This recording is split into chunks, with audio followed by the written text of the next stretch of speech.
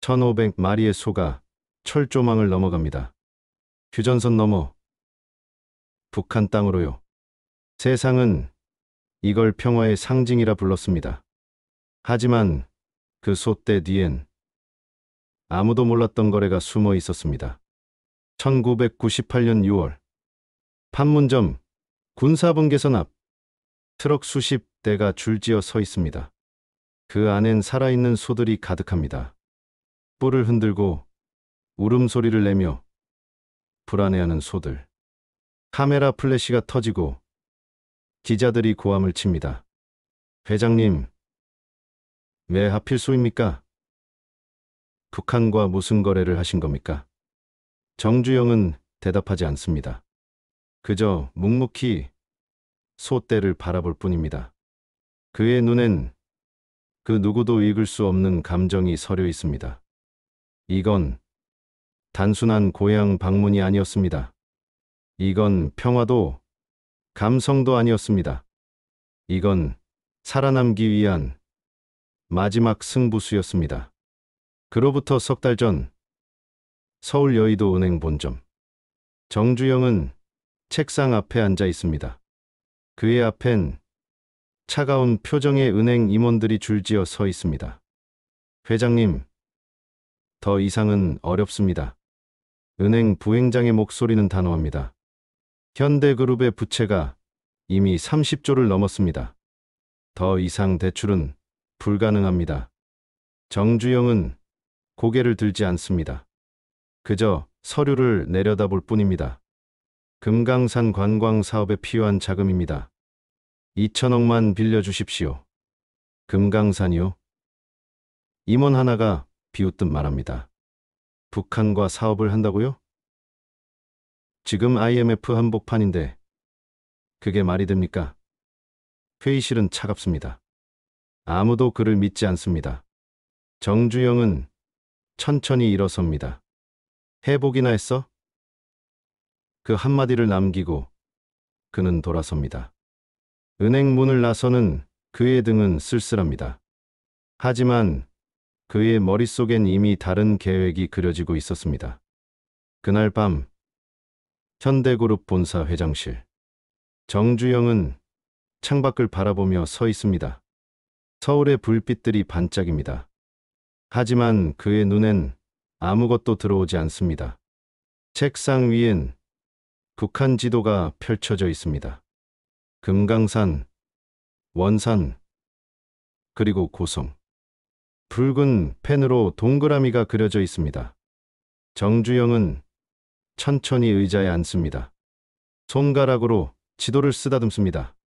고향이구나. 그가 태어난 곳은 강원도 통천. 지금은 북한 땅입니다. 76살. 평생을 달려왔습니다. 배고픈 시절. 쌀 한 가마니를 훔쳐 서울로 올라왔던 그 소년. 맨손으로 현대를 읽었던 그 청년. 이제 그는 늙었습니다. 빚더미에 앉았습니다. 세상은 그를 낡은 경영인이라 부릅니다. 하지만 난 아직 안 끝났어. 그의 목소리는 단단합니다. 이번엔 돈이 아닌 다른 걸로 승부를 걸 겁니다. 이틀 후 현대그룹 비서실.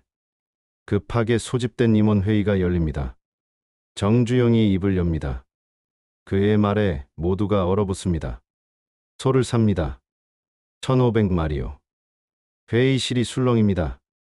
부사장 하나가 조심스럽게 묻습니다. 회장님, 소라뇨? 축산업을 하시려는 겁니까? 아니. 정주영은 고개를 젓습니다. 북한에 갖다 줄 겁니다. 순간 침묵이 흐릅니다. 임원들은 서로를 쳐다봅니다. 믿을 수 없다는 표정입니다. 미쳤습니까? 전무 하나가 소리칩니다. 지금 회사가 어떤 상황인지 아십니까? 그 돈이면 직원 월급이라도 줘야죠. 정주영은 웃습니다. 쓸쓸한 웃음입니다. 자네들은 몰라. 북한 사람들도 먹고 살아야 하거든. 그는 서류 하나를 꺼냅니다. 내가 젊었을 때 고향에서 소 한 마리를 훔쳐서 서울로 왔어. 그게 내 자본금이었지. 이제 그 빚을 갚을 때야. 아무도 이해하지 못합니다. 하지만 정주영의 눈빛은 흔들리지 않습니다. 며칠 후 강원도 철원의 한 목장. 정주영은 직접 이곳을 찾아왔습니다. 목장 주인은 영문도 모른 채 그를 맞이합니다. 소를 1,500마리 사겠습니다. 목장 주인은 귀를 의심합니다. 네? 1,500마리요? 그렇습니다. 건강한 암소와 황소로요. 일주일 안에 준비해 주십시오. 주인은 당황합니다. 회장님, 그게 말처럼 쉬운 게 아닙니다. 전국 목장을 다 뒤져야 할 겁니다. 돈은 걱정 마십시오. 정주영은 수표를 꺼냅니다. 다만 한 가지, 소들이 북한으로 간다는 건 비밀입니다. 주인의 얼굴이 굳습니다. 북한이요? 네. 그게 문제가 됩니까? 아, 아닙니다. 주인은 고개를 숙입니다. 하지만 속으로는 의아합니다.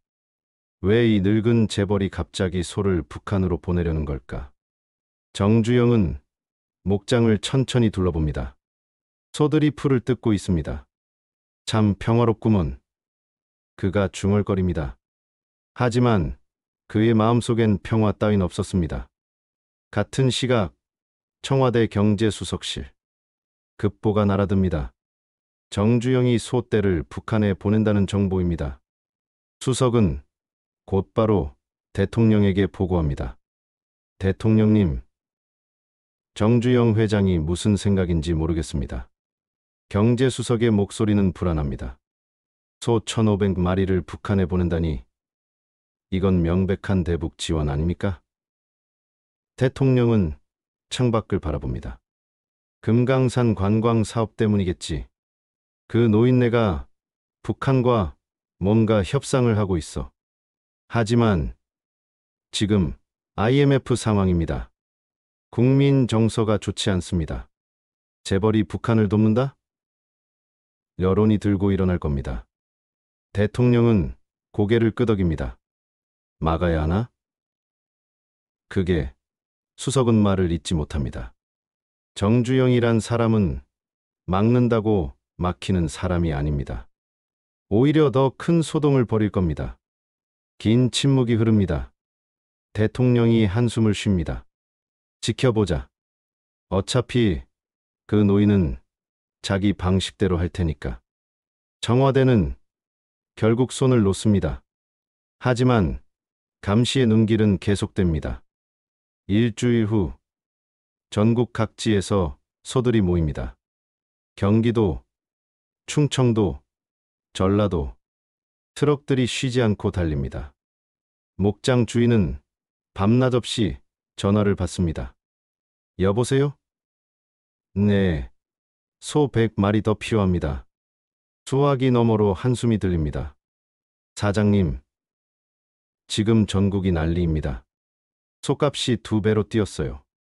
다들 현대가 미쳤다고 합니다. 목장 주인은 이마를 짚습니다. 그래도 구해야 합니다. 회장님, 약속이니까. 며칠 뒤 철원 목장은 소들로 가득 찹니다. 울음소리가 끊이질 않습니다. 정주영은 직접 목장을 찾아옵니다. 소 한 마리 한 마리를 천천히 둘러봅니다. 잘 자랐구먼. 그의 손이 소의 등을 쓰다듬습니다. 목장 주인이 조심스럽게 묻습니다. 회장님, 이 소들이 정말 북한으로 가는 겁니까? 그렇습니다. 그럼 돌아오진 않겠네요. 정주영은 고개를 끄덕입니다. 나도 돌아올 수 있을지 모르겠소. 목장 주인은 그 말뜻을 알 수 없었습니다. 1998년 6월 16일 판문점 앞 소떼를 실은 트럭 행렬이 도착합니다. 남북 당국자들이 긴장한 표정으로 서 있습니다. 정주영이 차에서 내립니다. 북한 대표가 다가옵니다.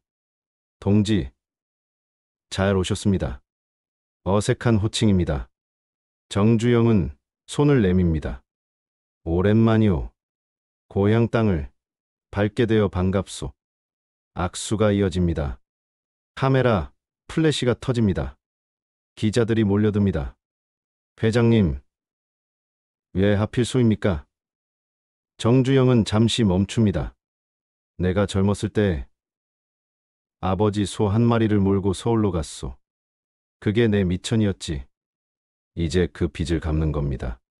기자들은 감동했다는 표정입니다. 훈훈한 이야기라고 받아 적습니다. 하지만 정주영의 눈빛은 차갑습니다. 이건 감성이 아닙니다. 이건 계산입니다. 북한 대표가 속삭입니다. 동지, 금강산 관광 사업 승인은 언제쯤 소때가 다 넘어가면 얘기합시다. 정주영의 목소리는 단호합니다. 협상은 이미 시작된 겁니다. 때가 철조망을 넘기 시작합니다.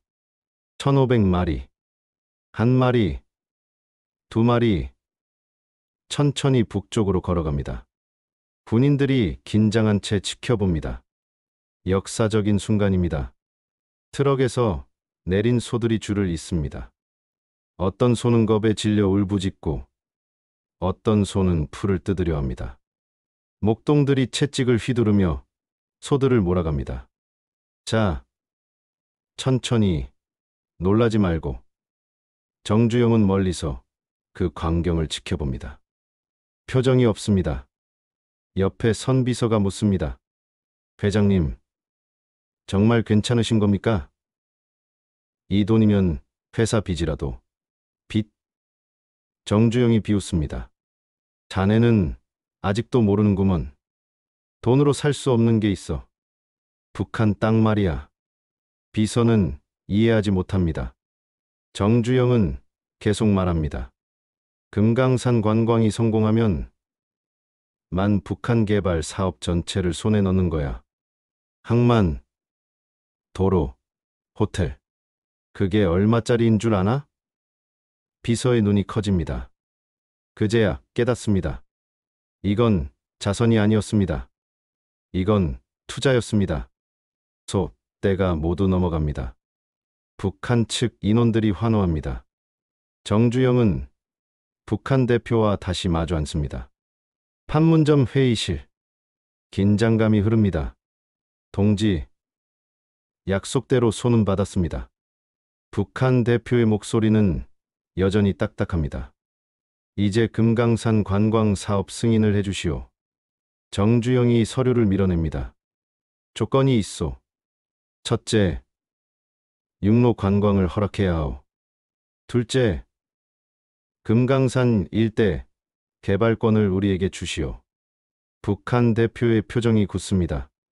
동지, 그건 너무 과한 요구 아니오? 과하다고? 정주영이 웃습니다. 소 1,500마리 값이 얼만지 아시오? 20억이 넘소.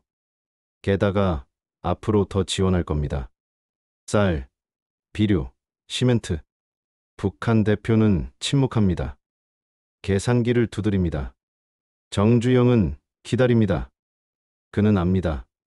북한이 얼마나 절박한지, 식량난이 얼마나 심각한지. 조소. 북한 대표가 마침내 고개를 끄덕입니다. 하지만 우리도 조건이 있소. 말해 보시오.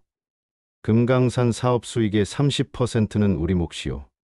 정주영은 잠시 생각합니다. 그리고 손을 내밉니다. 조소. 합의했소. 악수가 이어집니다. 거래는 성사됩니다. 그날 밤 서울로 돌아온 정주영.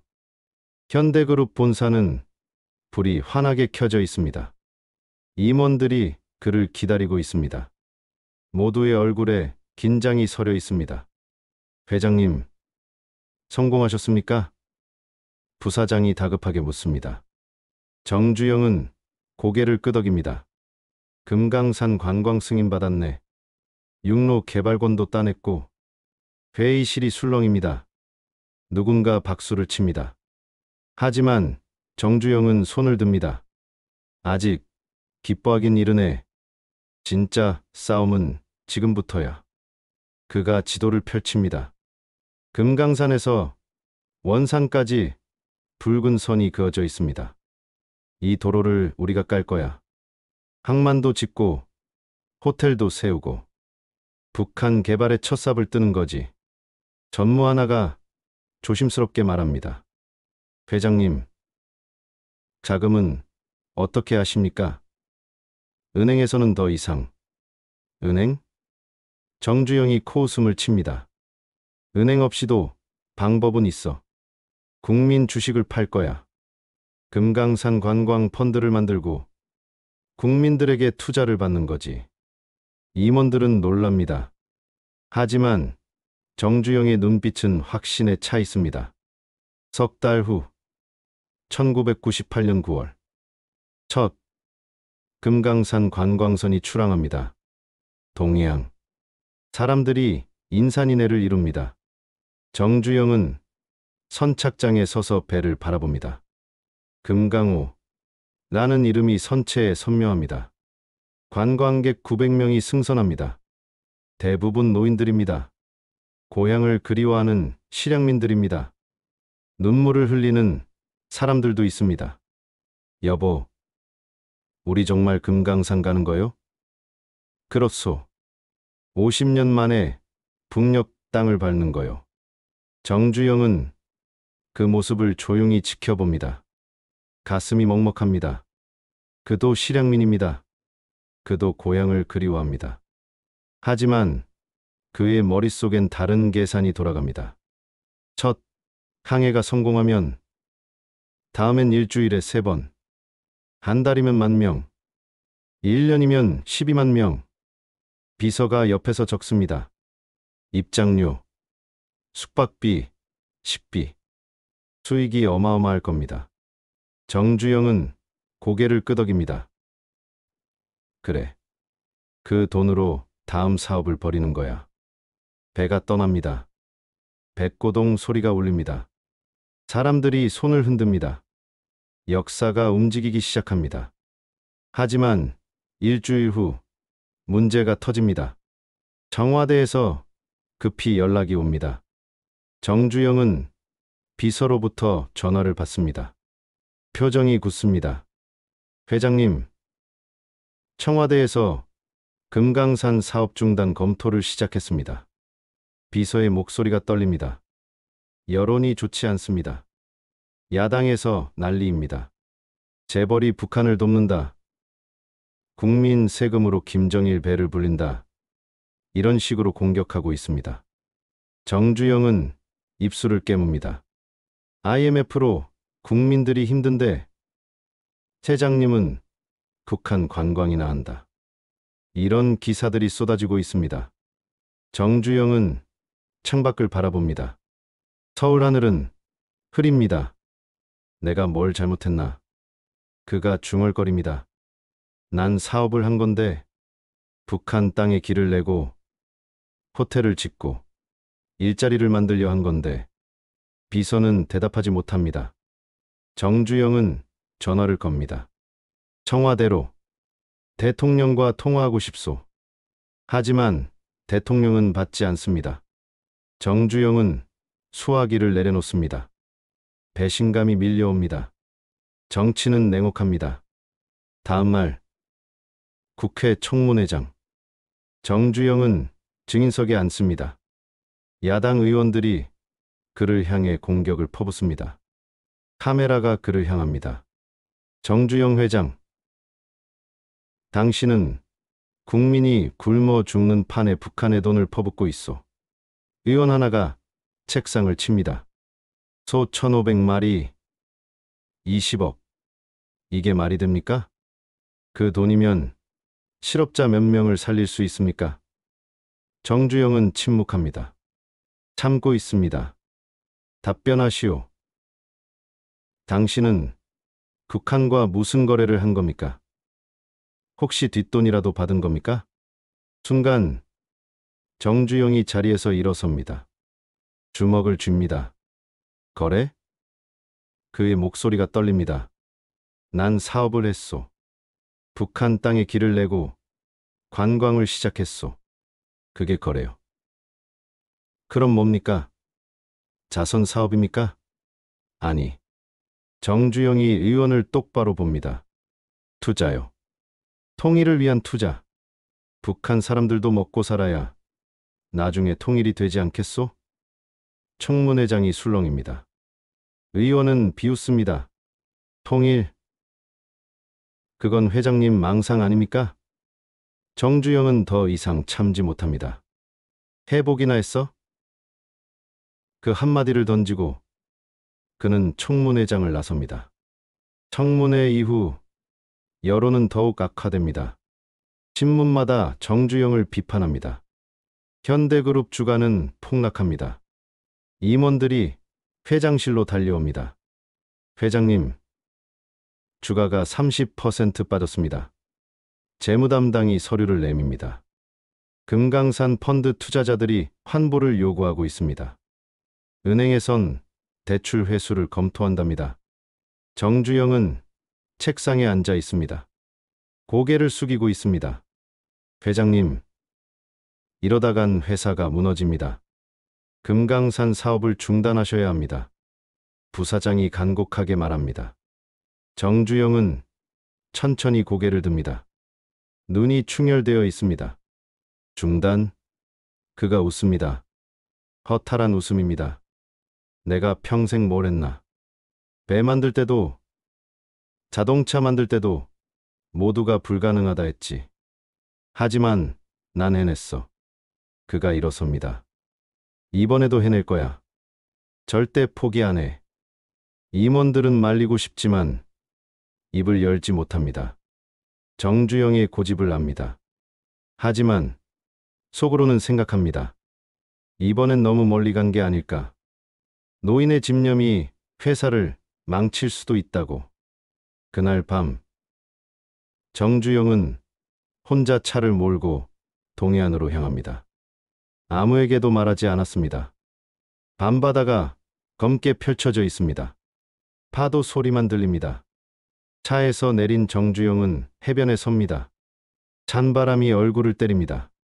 멀리 북녘 하늘이 보입니다. 어둡습니다. 고향이구나. 그가 중얼거립니다. 통천. 거기서 태어났지. 아버지가 키우던 소. 그걸 몰고 도망쳤어. 그는 무릎을 꿇고 앉습니다. 모래를 줍니다. 죄송합니다. 아버지. 눈물이 흐릅니다. 난 그 빚을 갚고 싶었어. 소떼를 보내면 아버지가 용서해 주실 줄 알았어. 파도가 밀려옵니다. 그의 발을 적십니다. 하지만 세상은 날 이해 안 해. 돈만 밝힌다고, 북한 편든다고, 미쳤다고 하더라. 그는 하늘을 올려다봅니다. 별이 없습니다. 구름만 가득합니다. 내가 틀렸나?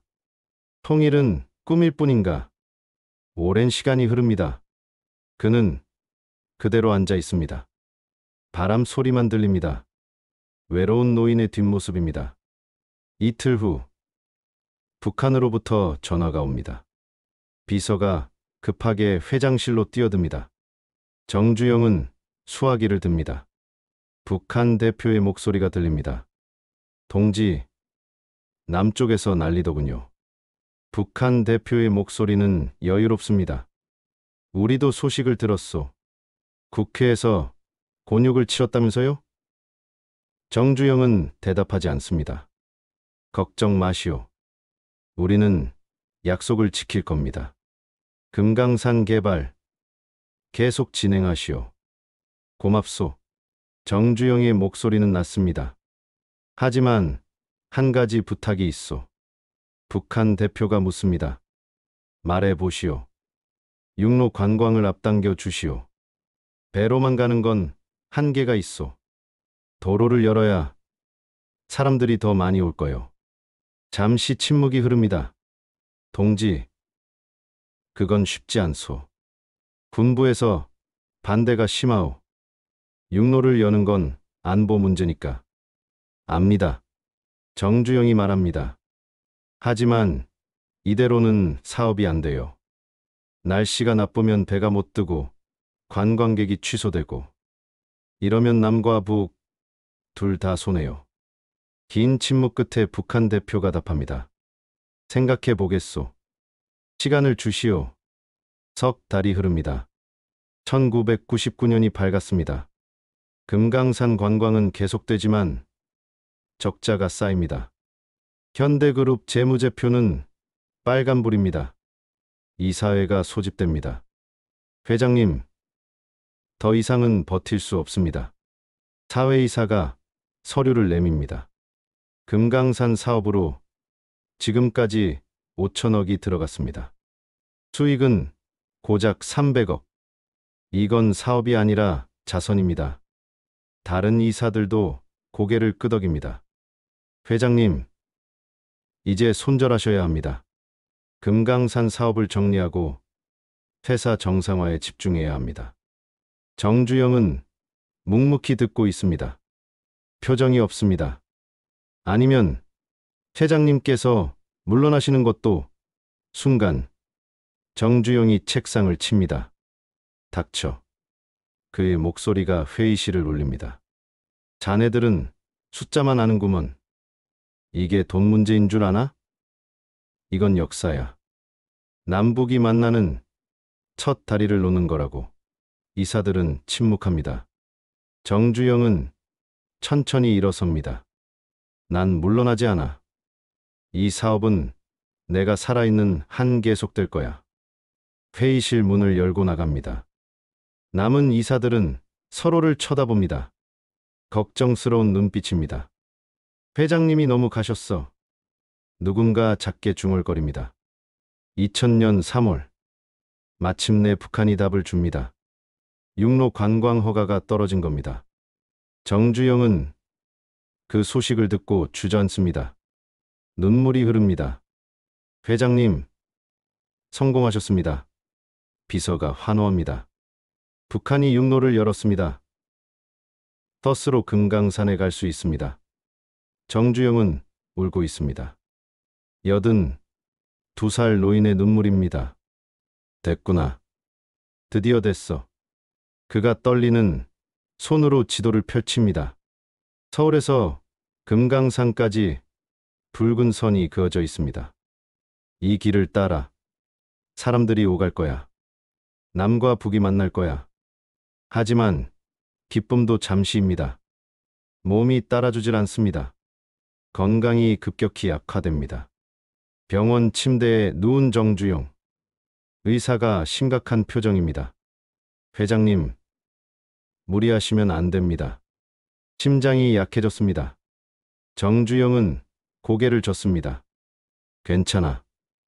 육로 개통식만 보면 돼. 그것만 보고 가면 돼. 옆에 선 가족들은 울먹입니다. 정주영은 창밖을 바라봅니다. 북쪽 하늘을 봅니다. 조금만 더 버텨야 해. 2000년 9월. 첫 육로 관광버스가 출발합니다. 하지만 정주영은 그 자리에 없습니다. 병원 침대에 누워 텔레비전으로 지켜볼 뿐입니다. 화면 속에서 버스가 철조망을 넘습니다. 사람들이 환호합니다. 50년 만에 육로로 북녘 땅을 밟는 순간입니다. 정주영은 침대에서 미소 짓습니다. 눈물이 흐릅니다. 해냈구나. 그가 중얼거립니다. 해보기나 했어? 난 해봤어. 그리고 해냈어. 하지만 그의 눈빛엔 후회도 서려 있습니다. 소떼를 보낼 때 세상은 그를 평화의 사도라 불렀습니다. 하지만 그는 압니다. 그건 평화가 아니라 거래였다는 걸. 사업이었다는 걸. 북한은 식량을 얻었고 그는 개발권을 얻었습니다. 서로가 필요했던 겁니다. 하지만 그게 뭐가 나쁜가? 정주영이 스스로에게 묻습니다. 거래든 사업이든 결국 남과 북이 만났잖아. 길이 열렸잖아. 그는 천천히 눈을 감습니다. 통일은 못 봤지만 그 씨앗은 뿌렸어. 누군가는 이어갈 거야. 병실은 고요합니다. 모니터 소리만 규칙적으로 울립니다. 여러분이라면 이 노인의 선택을 어떻게 평가하시겠습니까? 평화였을까요? 아니면 거래였을까요?